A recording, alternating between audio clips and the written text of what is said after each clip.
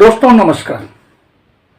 एक कदम आगे में आप सभी का हार्दिक स्वागत है। कौन बनेगा प्रधानमंत्री, किसकी होगी सत्ता, आज इसी विषय की विवेचना करेंगे। बस आप देखते रहिए एक कदम आगे। दोस्तों, आज इस वीडियो में हम दो बातों पर चर्चा करेंगे। एक, नारी शक्ति, और दूसरा चुनावी रुझान। कौन बनेगा पीएम, किसकी होगी सरकार। दोस्तों, आजकल एक शब्द शक्ति बहुत चर्चा में है। मैं शक्ति फिल्म की बात नहीं कर रहा हूं, मैं शक्ति कपूर की भी बात नहीं कर रहा हूं। ये चुनावी शक्ति है।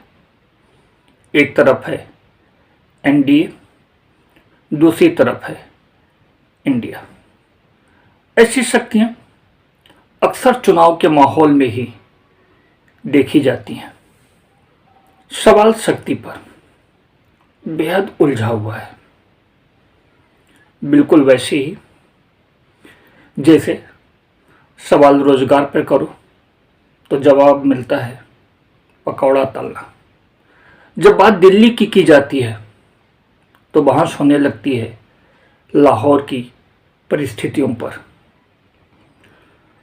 दोस्तों, ये सोच करके बड़ा दुख होता है कि हमारी मीडिया असली मुद्दों से हमारा ध्यान भटकाने के लिए पाकिस्तान में महंगाई की मार, फंस गई इमरान सरकार, पाकिस्तान में आटे की किल्लत जैसे मुद्दे उठाती है।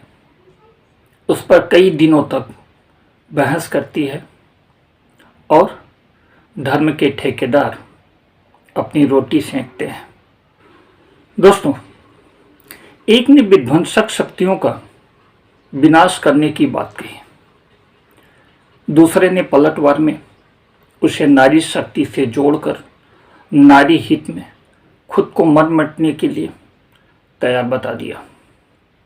हाँ, ये बात और है कि जिसने विध्वंसक शक्तियों का विनाश करने की बात कही उसके पास खुद की कोई शक्ति नहीं। हाँ, कुछ बड़ बोले उसके साथ जरूर खड़े हैं। जिसने मर मिटने की तैयारी बताई वो खुद नारी अस्मिता लूटने वालों के साथ खड़ा हुआ है ना। जबरदस्त तड़का। दोस्तों, इसमें कोई आश्चर्य नहीं होना चाहिए। जब पढ़ाई लिखाई में हाथ थोड़ा तंग हो तो ऐसी बातें स्वाभाविक है। और इसके पहले भी साहब ने बनारस का मीठा आम बता करके बड़ा वाला कद्दू तो पकड़ाया ही था। चूहे से डरने वाला व्यक्ति शेर से लड़ने का भौकाल बनाए, इसमें कोई आश्चर्य नहीं होना चाहिए। लेकिन अगर विध्वंसक शक्ति को प्रणाम करने वाला, विध्वंसक शक्ति के साथ खड़ा होने वाला व्यक्ति अगर रचनात्मक शक्ति को प्रणाम करने लगे, उसकी तारीफ करे, तो सवाल उठता है जरूर कुछ दाल में काला है। बेरोजगारी का मुद्दा, महंगाई का मुद्दा, भ्रष्टाचार का मुद्दा, किसानों का मुद्दा, छात्रों का मुद्दा, ईवीएम का मुद्दा, बहुत सारे मुद्दे हैं। सवाल उठता है कि किन मुद्दों को दबाने की कोशिश की जा रही है। खैर, आज सवाल है नारी अस्मिता पर। नारी तो घर की लक्ष्मी होती है, सरस्वती होती है, दुर्गा होती है, आंगन की तुलसी होती है। नारी है इसलिए हम हैं। फिर नारी पर राजनीति क्यों? नारी शिक्षा का प्रतीक है, सरस्वती है वो।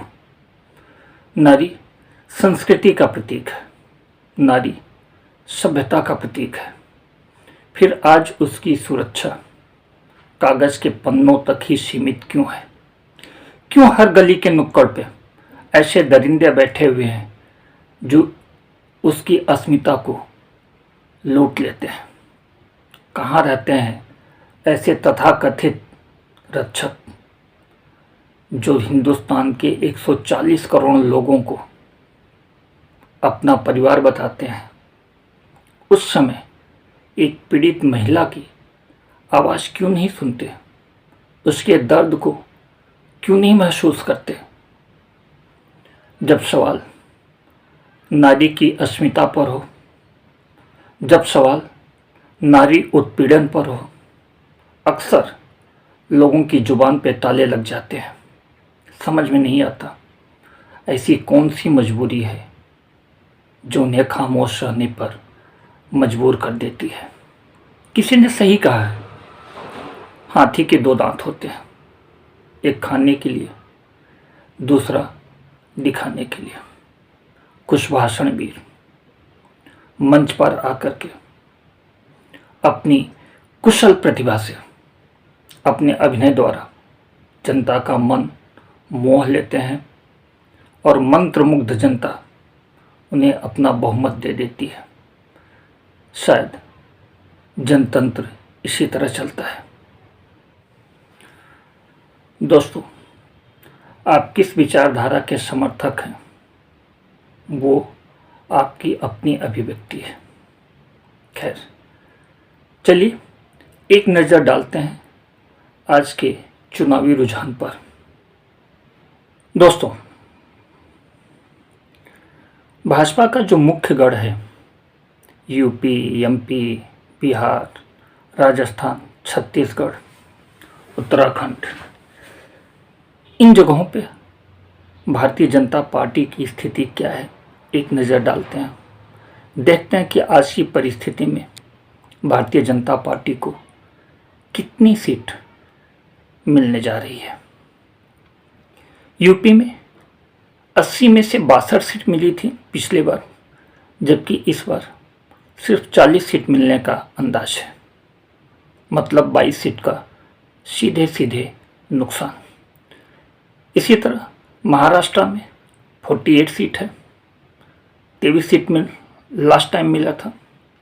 इस बार 15 सीट मिलने का उम्मीद बताई जा रही है, लगभग 8 सीट का नुकसान।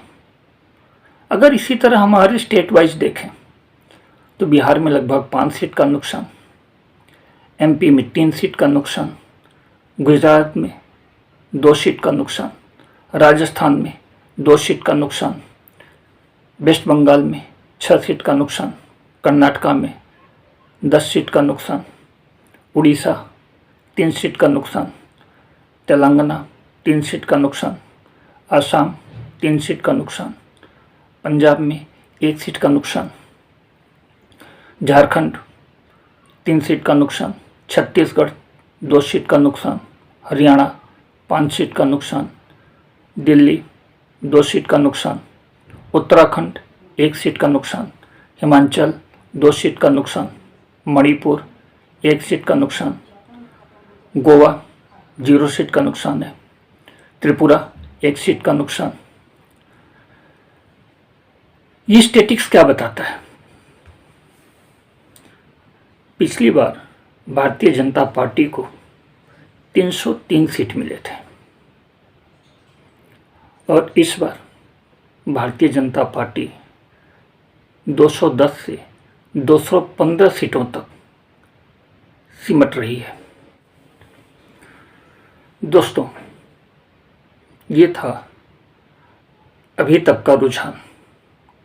समय अभी शेष है, चुनाव होना बाकी है।